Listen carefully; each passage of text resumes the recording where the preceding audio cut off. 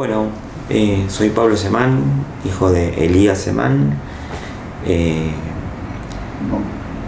Un poco para tratar de pensar su relación con el periodismo y la actividad sindical, yo lo que te hago contar es más bien que Elías fue siempre un militante político, en la última etapa de su vida, un revolucionario profesional, como lo plantea el leninismo, dedicado 100% a la revolución. Entonces desde ese lugar se vinculó con la actividad sindical y con el periodismo. En los inicios, en su juventud, hasta donde yo más o menos sé, Elías es el hijo de unos inmigrantes libaneses que viven en Pompeya,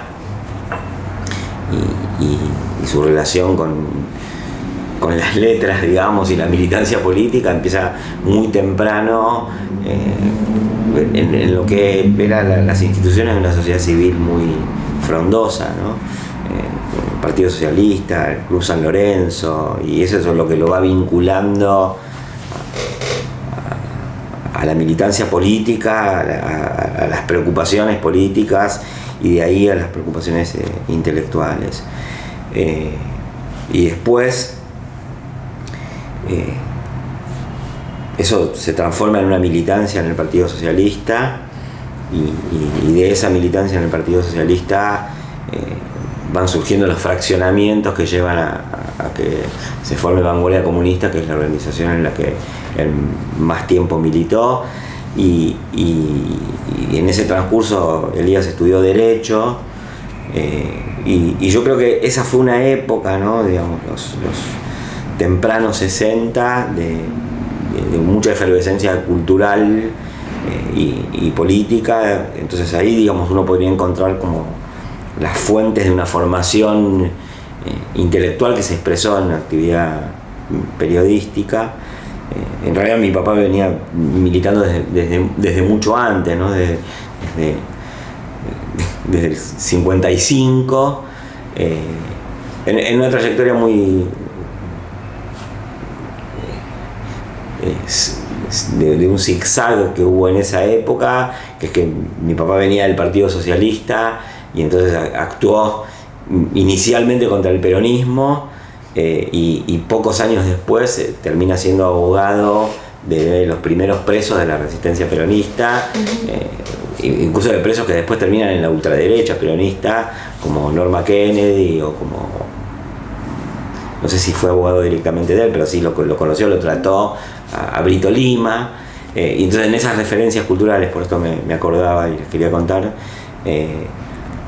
en Argentina esos peronistas y esos socialistas leían muy tempranamente a Fanon, y sus referencias eran el Frente de Liberación Nacional de Argelia, tanto como la Revolución Cubana.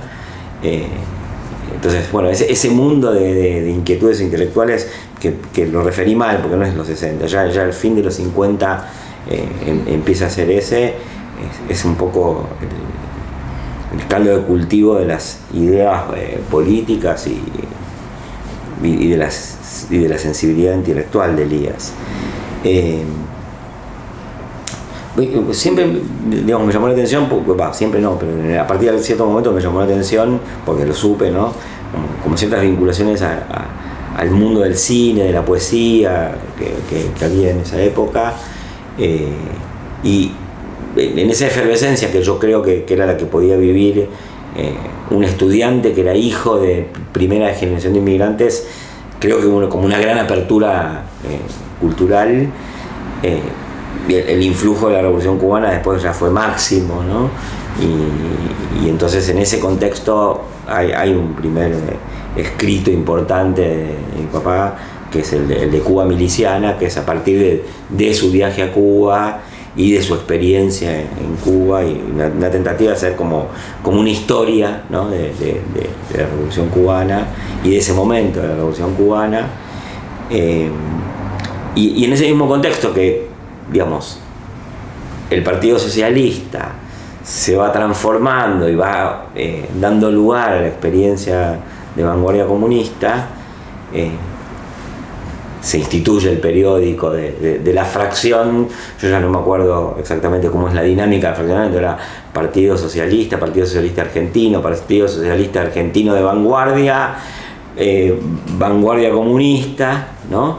Entonces, en la medida que se va armando una organización leninista, también va surgiendo un periódico que es No Transar, y aparece el debate, creo que es el debate más importante en el que interviene Elías, que es el de la discusión sobre el foco guerrillero, ¿no? Y hay un segundo viaje a Cuba de Elías, que ahora yo no me acuerdo, creo que es en el 63, donde él discute con los cubanos y finalmente no acepta la propuesta de la organización guerrillera que terminaría siendo después, creo que el LP, el Ejército de Liberación del Pueblo, y la experiencia que hace Massetti, ¿no? Uh-huh. Y Vanguardia Comunista decide otra cosa, que es el momento de influencia muy alta de la Revolución China, y hay otra estrategia de trabajo político que es del campo a las ciudades, y entonces la proletarización se transforma en rural, y en el medio de esas discusiones, yo ya no me acuerdo si es en 63, 64, 66, pero se da esa discusión sobre el foco guerrillero, y ahí está la intervención de Elías en el periódico No Transar, que es un argumento marxista-leninista contra el foquismo, y que probablemente es uno de los argumentos en esa época más importantes, diría más o menos influyentes, tampoco fue tan influyente, abogando por una estrategia revolucionaria, porque no dejaba de ser revolucionaria, que no era la de la experiencia armada del tipo de la que encararon el PRT o Montoneros o FAL o FAR, ¿no? Que era una discusión contra la idea del foco. Era más bien una propuesta de inserción, de ser agua en el agua, digamos, dentro de las clases populares, que condujo de una proletarización rural o tentativa de proletarización rural en Tucumán a otra que fue más obrera y popular en Rosario primero y después en Córdoba, ¿no? Uh-huh. Ese escrito que yo creo que está presente en No Transar, para mí un intelectual importante, que es Fowell, ¿no? Nos señala como un escrito clave y de los pocos que no participa de lo que yo creo que fue muy problemático en los 70, de cómo se instaura la opción por las armas. Esto no quiere decir que, digamos, fueran partidarios de una estrategia pacifista o socialdemócrata, sí, o de no confrontación, de no confrontación, que al margen de eso no tiene que ver con mis opciones políticas, pero sí era una estrategia muy consciente, recuerdo yo, de inserción en las clases populares, y yo la veo contemporáneamente, permítanme introducir mi subjetividad en esto, como mucho más dialógica. Para agregar un dato, es que mi mamá, que influía bastante en mi papá, era una tipa que era, y voy a introducir el recuerdo de ella, Susana, muy interesante como cuadro para un partido político, porque era una mina creativa, que con unas pocas instrucciones resolvía un frente político, hasta que se hinchó las pelotas, porque en el 73 les dijo: ustedes no entienden el peronismo y ustedes son machistas, ¿no? Y mi mamá tenía un sentido práctico enorme, además de ser muy inteligente, que influía bastante en mi papá, Y yo me acuerdo mucho, aunque yo era muy chico, pero la proletarización en Rosario, anterior a la de Córdoba, tenía mucho que ver con eso, porque el trabajo político de mi hija, que yo lo viví, desde muy chiquito, pero lo viví, lo entendía, tenía que ver con eso, con hablar con la gente. Incluso desde una organización excéntrica y extremista, como Vanguardia Comunista, pero mi mamá, no sé, te armaba un dispensario y cuando nos fuimos lamentaban eso, la falta de eso, ¿no? Y creo que la línea de mi papá y lo que él escribe en la cuestión crítica del foquismo tiene mucho que ver con ese diálogo y con esa tentativa que hace Vanguardia Comunista de implantarse en las clases populares con cuadros que venían del mundo de las clases medias porteñas, ¿no? ¿Puedes repetir cómo se llama ese texto de tu papá? Es que no me acuerdo, contra el guerrillerismo o algo así. Daniel Cano hizo un libro a partir de ese texto. Yo no es que no me acuerde de ese texto, nunca me acuerdo de los títulos de los libros, así que me van a disculpar cuando doy clases también de los alumnos, pero creo que es contra el guerrillerismo, contra el foquismo, y es un texto súper interesante porque mi papá era tipo muy irónico, muy sarcástico, y es un texto que empieza con, digamos, un razonamiento deductivo a partir del marxismo-leninismo y de un razonamiento dialéctico muy preciso, ¿no? Pero que son como la enunciación del credo que hay que tener para poder decir algo que en ese momento es desafiante, que es decir, bueno, no vamos a armar una guerrilla, ¿no? Con todo el peso que tenía esa posibilidad, con el prestigio enorme que tenía la Revolución Cubana, y que en el 64, 65, bueno, era más difícil decir que no. De hecho, digamos, ellos se habían estado preparando para eso y finalmente desistieron de eso. Ellos, mi papá y mi mamá se casaron en Bolivia y yo fui concebido en Bolivia, y en esa época mi mamá andaba con un bolso de balas en Bolivia porque teóricamente iban a hacer el foco desde el norte hacia el sur, y en esos meses la cosa cambia y cambian de opción, y en el 66 estamos viviendo en Tucumán con Elías yendo a la cosecha del tabaco y Susana transformada en una campesina. ¿A qué edad te tuvieron tus viejos? ¿A qué edad los 23 de mi mamá y creo que los 33, 32 de mi papá.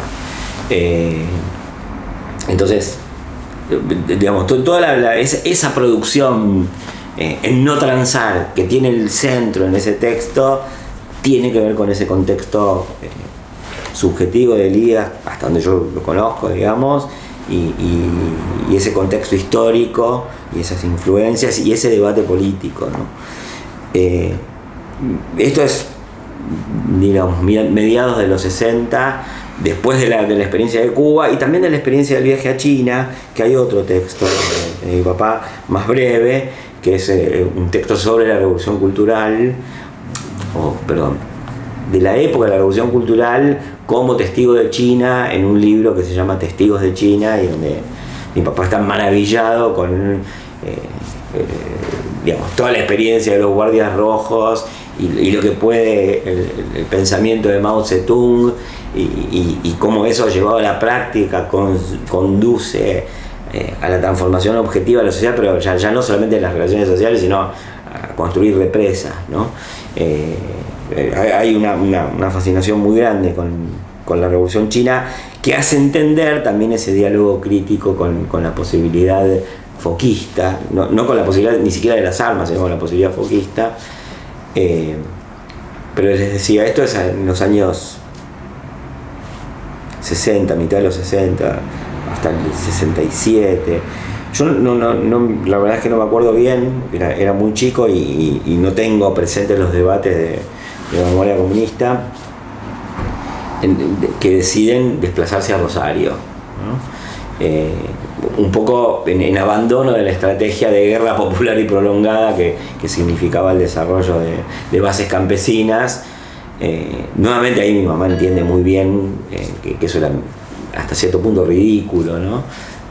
La estrategia del campo rodeando las ciudades, y entonces hay una experiencia que se hace en Rosario que es más en relación a la clase obrera de Rosario, y ahí Elías se va a trabajar al frigorífico de Swift, y es donde ahí Susana hace el dispensario, y nosotros nos quedamos ahí hasta más o menos los 70.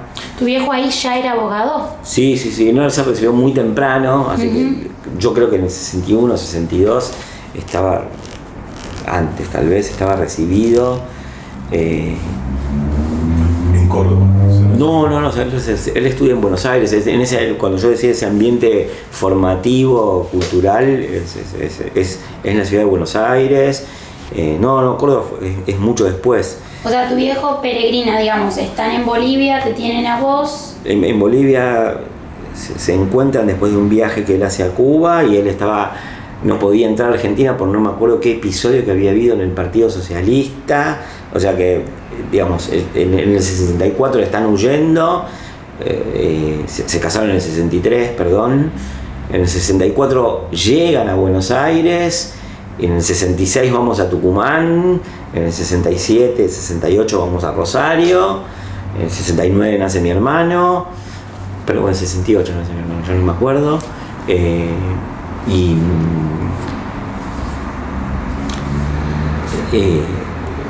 Lo que les estoy contando ahora es más o menos la experiencia del 69, que son experiencias cambiantes, ¿no? Porque van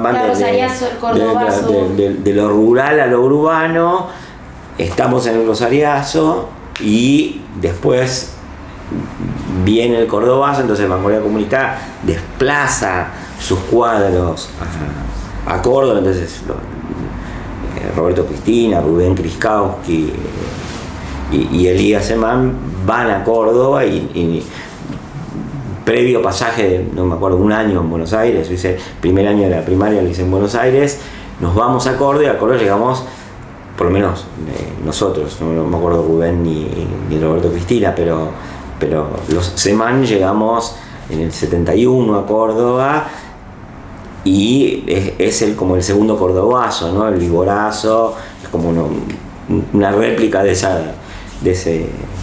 movimiento anterior, y ahí la estrategia ya no es en esa clase obrera más en formación, que era la del Swift, sino más bien una clase obrera que se desarrolla como clasista y combativa, y es la experiencia de los sindicatos clasistas de Citrac, Citram, y las plantas de Materfer y Fiat Concord, creo que había otras de Fiat, pero no me acuerdo, que es una experiencia donde todas las organizaciones revolucionarias estaban presentes, ¿no?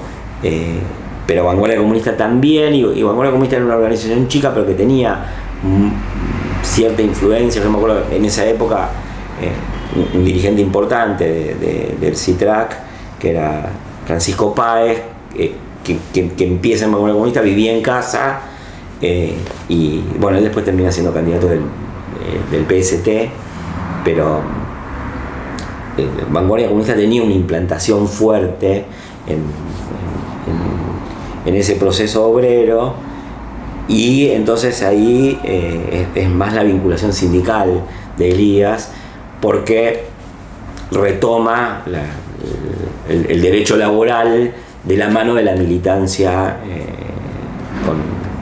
con las organizaciones sindicales, y ese es un proceso como relativamente rápido, porque del 71 al 73 se sale de la dictadura y se entra al periodo de Cámpora. Entonces ellos abren un estudio donde están varios abogados. ¿Es en Buenos Aires? No, todo eso ya es en Córdoba, eso es en Córdoba, eso es en relación a la experiencia del Citrac-Citram, y entonces se juntan abogados de distintas organizaciones de izquierda que arman su estudio y tienen su actividad militante por un lado y su actividad profesional por el otro, pero son abogados que son centralmente abogados de presos políticos, incluso de presos políticos de organizaciones armadas, a los cuales defienden en el 71, 72, 73, 74, y de trabajadores que forman parte de los sindicatos y son perseguidos por su participación sindical o en los conflictos sindicales, y también de digamos, la profesión de abogado laboralista más tradicional, ¿no? Se va mezclando todo. En ese estudio, yo no me acuerdo todos los abogados que estaban, pero estaba Kuruchet, que es, creo yo, uno de los, yo ahora no me acuerdo bien, pero es uno de los primeros asesinados por las 3A en el 74, y después está en ese mismo estudio Pablo Bernard, que era un abogado muy joven, que va de Córdoba a Ledesma y es uno de los primeros desaparecidos porque lo secuestran en el 75.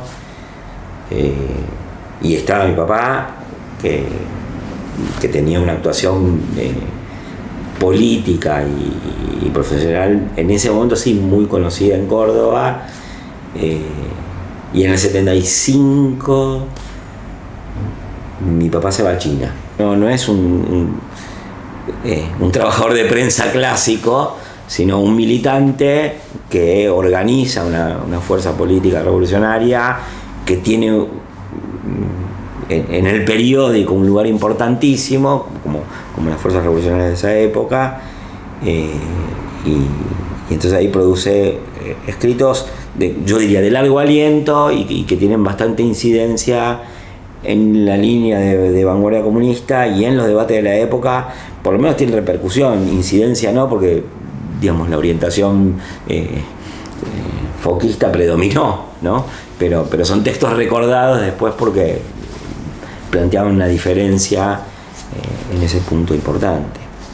Yo me equivoqué, les dije acá en el 64 y él viaja a China en el 66. Estaba más desarrollada en la Revolución Cultural China. Y ese viaje a China a ellos les impresiona. ¿Viaja con tu mamá? No. Parte del debate sobre el machismo de esas organizaciones estaba que, digamos, los que siempre tenían los cargos, monopolizaban los cargos, eran hombres, eran varones. Yo me acuerdo porque yo no soy deconstruido ni mucho menos, pero tengo una sensibilidad clarísima a esas cuestiones desde esa época, que yo veía, ¿no? Que el comité central se reunía, entonces mi mamá y sus amigas cocinaban y los señores organizaban la línea política del partido. Y entonces entendí muy bien y me acuerdo muy bien, no es que se me ocurrió ahora, la queja no más que la queja, la protesta de mi mamá cuando en el 73 le dicen: no, yo no voy a militar más con ustedes porque ustedes son machistas y no entienden el peronismo, que era el fracaso de la línea del voto en blanco que había tenido vanguardia comunista. Y mi mamá dice: yo no voy a militar más, ¿no? Yo no voy a militar más significa que mi vieja organizó el cuerpo de delegados de un sindicato que se lo ganó a lo peor de la derecha peronista, y cuando nosotros fuimos a Córdoba nos perseguían tanto por lo que hacía mi papá como por lo que hacía mi mamá.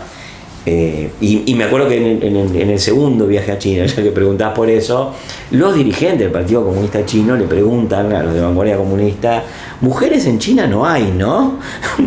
Perdón, en China no, mujeres en Argentina no hay, ¿no? Y yo me acuerdo muy bien que eso se lo contó mi papá a mi mamá como reconocimiento implícito de, y sí, somos medio pelotudos, ¿no? Y en relación a esto que contabas porque cuando empezamos hablando trazaste un perfil de tu viejo más vinculado, si querés, por un lado a su formación profesional como abogado, uh-huh, ¿no? Y cómo eso también se mezclaba con la militancia, porque en definitiva defendían uh-huh, presos políticos, laburantes, presos políticos vinculados a organizaciones armadas, claro, más entrados eso ya a los 60, Córdoba, 70. Claro. ¿Qué relación que vos decías hoy, bueno, es escasa igual, tiene tu viejo con la práctica de la prensa o de la escritura, ¿no? Que decías esto en la prensa del periódico. Uh-huh. Bueno, yo creo que hasta donde yo me acuerdo, ¿no? El periódico era central en la experiencia de vanguardia comunista y él intervenía regularmente en No Transar, con todos los problemas que tiene la intervención regular, que digamos, hay cosas que van trascendiendo más que otras, y creo que es ese escrito que creo que sale en No Transar, porque es un escrito largo, que es un documento que sintetiza la discusión política del partido, ¿no? Yo a ver, me parece que en esa trayectoria lo que yo veo ahora sobre todo es que Elías fue un tipo que digamos, hizo dialogar en sí mismo algunas corrientes culturales y políticas que venían desde los 60, y entonces por un lado era muy abierto al proceso de innovación cultural que hubo en la Argentina desde mediados de los 50. Era abierto desde antes, porque diría, él se forma como ciudadano, digamos, en el seno del Partido Socialista desde muy chico, desde los 13, 14 años.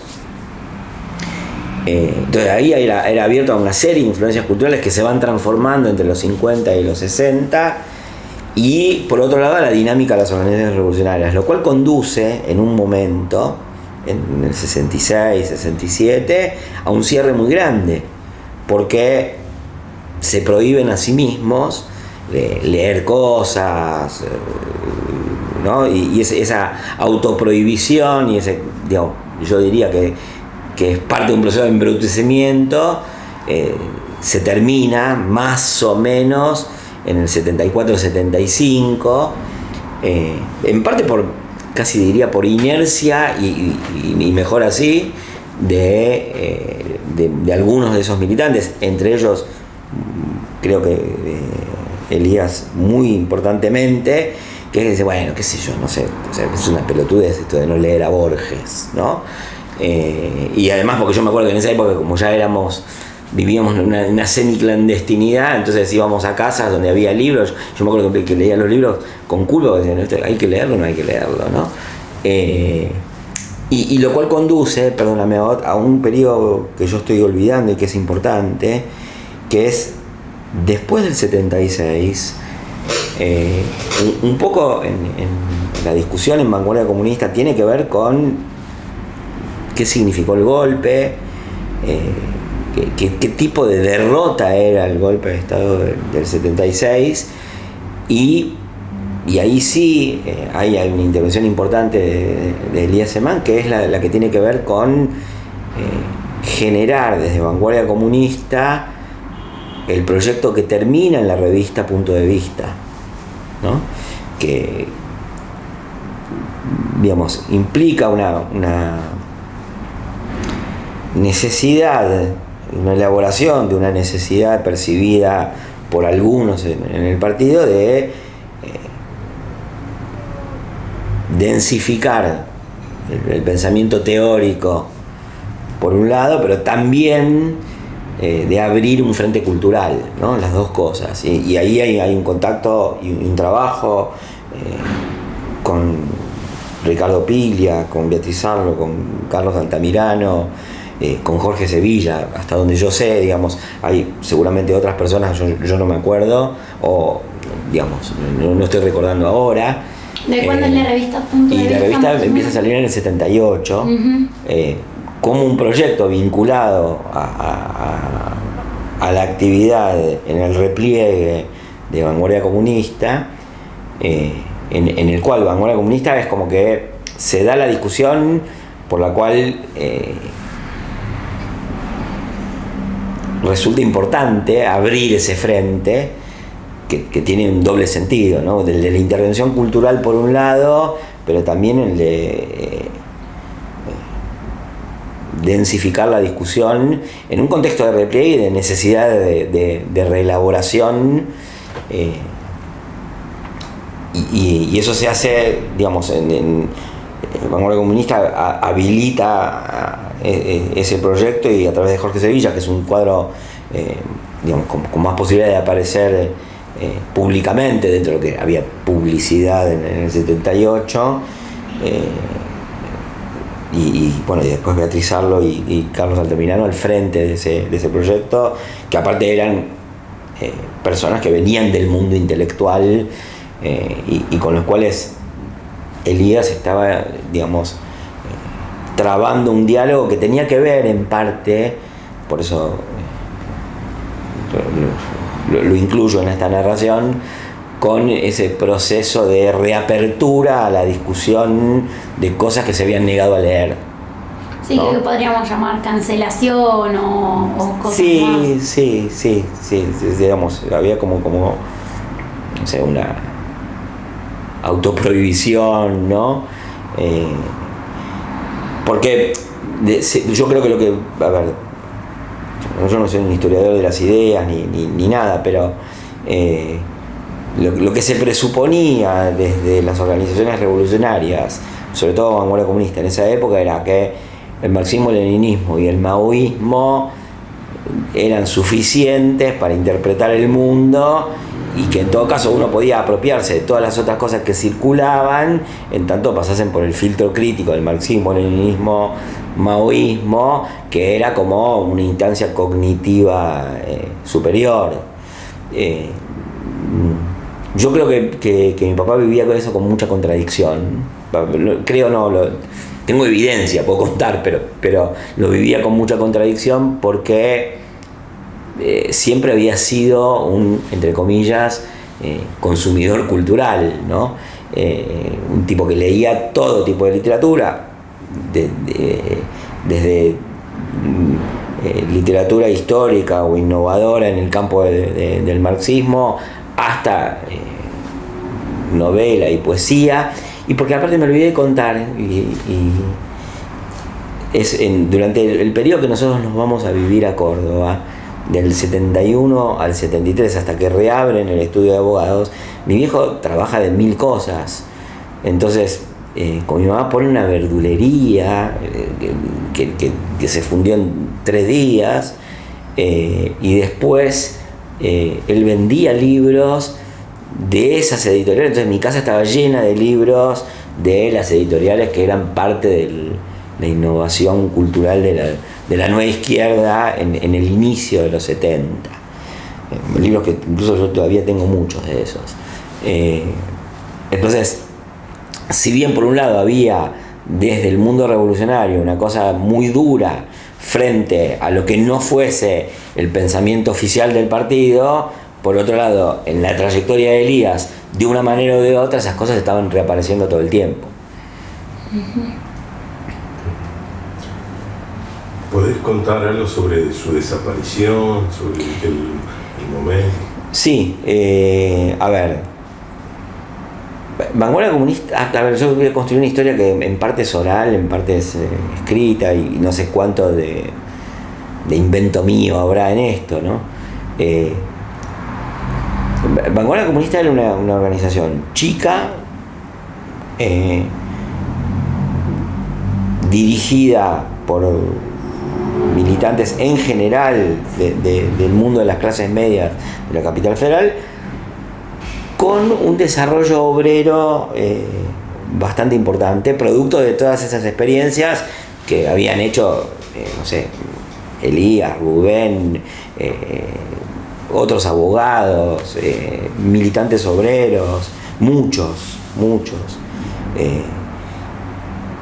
Entonces tenía como una inserción social importante, pese a que no era una organización social importante. No era una organización política, incidente en el panorama político. Entonces, cuando llega el 76, hay algunos secuestros de militantes de Vanguardia Comunista por cuestiones más bien aisladas, un conflicto en una fábrica, alguien que sale a volantear contra la dictadura el 29 de mayo del 76 solo.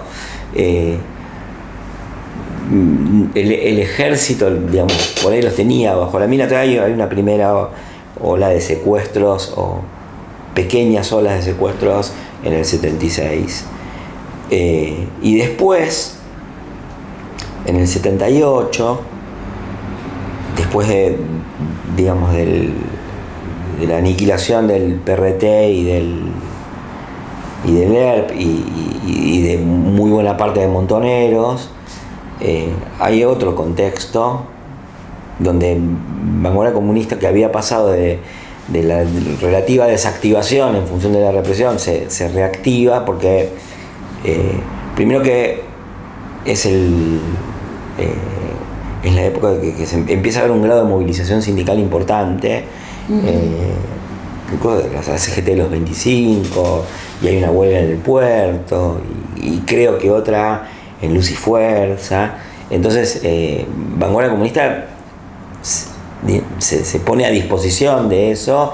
Por otro lado, es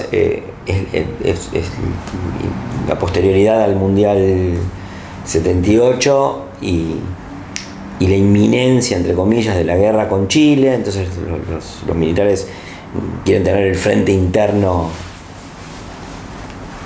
sin ningún problema. Bueno, entonces entre esa reactivación, esa percepción que tienen los milicos sobre lo que está pasando en ese momento,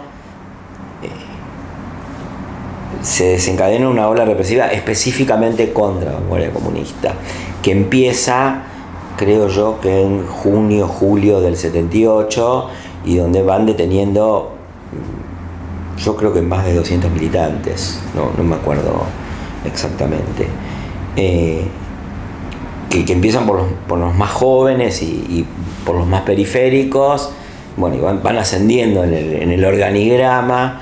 Hace poco un ex militante me contaba que cuando él fue secuestrado en el 76, no me acuerdo si era la policía o el ejército, también ya tenía como un organigrama de cómo, pues, teóricamente para ellos funcionaba la Vanguardia Comunista. Y entonces van cayendo uno tras otro los militantes y van llegando al Comité Central, y entonces en agosto del 78 caen los últimos dirigentes del Comité Central, de los que estaban en Argentina, ¿no? Porque había un grupito que lo habían dejado en el exterior, o había una discusión sobre si exiliarse o no. De hecho, la opción de la mayoría y la de mi papá es quedarse. De hecho, mi papá vuelve de China en el 76, ¿no? Vuelve, reingresa, pero bueno, en ese contexto, en el 78 van cayendo buena parte de los cuadros del Comité Central. Mi papá en ese momento no tenía una posición, creo yo, en el Comité Central, pero era de los miembros históricos del partido, y entonces cae en una cita en Buenos Aires, y yo todavía nunca entendí bien por qué lo traen a mi casa. Entonces lo traen, el grupo de tareas lo trae a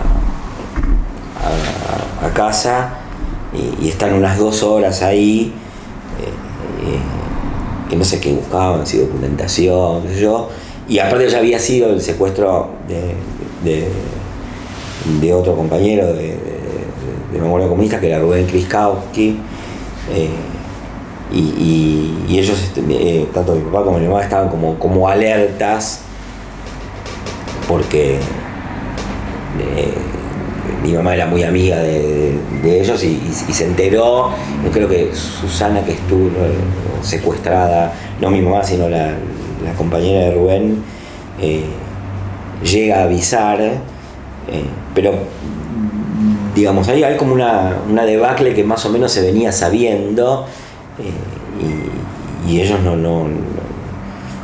logran huir, digo, porque es como un proceso que yo me acuerdo, era chico, pero era una tensión por la represión, ¿no? Muy, muy marcada, donde de alguna manera se lo estaba esperando eso. No habían decidido exiliarse. Habían decidido no exiliarse, no es que lo habían decidido exiliarse, sino que habían decidido no exiliarse, ¿no? Salvo un pequeño grupo que en parte, yo no me acuerdo si es producto de algún viaje posterior a China, se queda en el viaje de vuelta, se queda en Francia, o si algunos, el Comité Central decide sacarlos, que básicamente están en Francia, algunos en México, pero sí, había sido medio una política del Comité Central, creo yo, tampoco sé exactamente, no tengo reconstruida esa historia, pero bueno, en esa circunstancia de la activación, digamos, de un movimiento represivo específicamente dirigido a vanguardia comunista, detienen a jóvenes, a cuadros sindicales y a todo el Comité Central, o por lo menos la parte del Comité Central que estaba en Argentina, y bueno, quedan algunos cuadros de una especie de Comité Central alterno, que es el que intenta reconstruir el partido, pero hay una oleada específicamente contra la vanguardia comunista, y entre los últimos que cae está mi papá. O sea, ese fue el último día que viste a tu viejo. Sí. ¿Vos estabas ese día? Sí. Cuando llega la patota, yo estaba, sí. ¿Y tu mamá? También estábamos mi hermano, mi mamá y yo, digamos, un poco lo que ellos, los tipos de la patota, dicen es, bueno, lo traemos para que se despida, porque, viste, esa qué sé yo, o sea, hay mil performance de los tipos, y en ese caso hicieron una de, no, quédense tranquilos, ya lo vamos a traer de nuevo, no sé, esas cosas que qué sé yo, que eran los mismos tipos que por ahí en el día anterior habían entrado en una casa y habían reventado todo, ¿no? En este caso, no. Y después, bueno, ¿qué supiste del derrotero de tu después viejo? Digamos, de lo que sucedió en el Vesubio, a ver, primero que hay una política que tiene el ejército, que es el que maneja el Vesubio, que en los meses posteriores a la oleada de secuestros van liberando, o más que liberando, blanqueando y llevando como detenidos bajo consejo de guerra a una parte de los secuestrados. Creo que hay otros que los liberan, efectivamente, en liberaciones clandestinas, como la misma detención. Y el Comité Central, más algunos militantes que en la tortura son asesinados, quedan en el campo de concentración. Y bueno, en ese contexto lo que yo puedo decir ahora es, está el recuerdo del comportamiento de mi viejo, que fue el tipo que alentó a sus compañeros, y muy convencido de sus objetivos y su práctica revolucionaria. Después, en circunstancias específicas, no tengo para contarles acá. Y después el Vesubio, creo que, digamos, la historia es más o menos conocida, porque primero porque hubo detenidos de muchas organizaciones, y segundo porque, entre otros, los de memoria comunista, como supieron del lugar de que se trataba, digamos, dónde estaba, y como había un comité central y militantes en el exterior, armaron rápidamente una red de denuncia y resistencia. Entonces, entre los que salieron, que sabían más o menos dónde estaba, los que se exiliaron y pudieron contar algo afuera, en ese momento contar algo afuera era dificilísimo, los que estaban esperando afuera, la militancia que tuvieron algunos miembros de vanguardia comunista o de la periferia de vanguardia comunista, por esa causa, llevó a que tempranamente eso llegara a la justicia.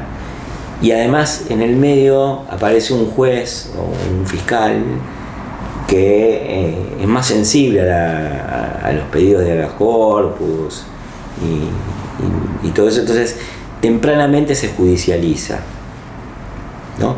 Creo que se empieza a investigar el caso del Vesubio, y es el único, antes del fin de la dictadura, ¿no? Jorge Watts hace la denuncia. Bueno, Jorge Watts hace la denuncia.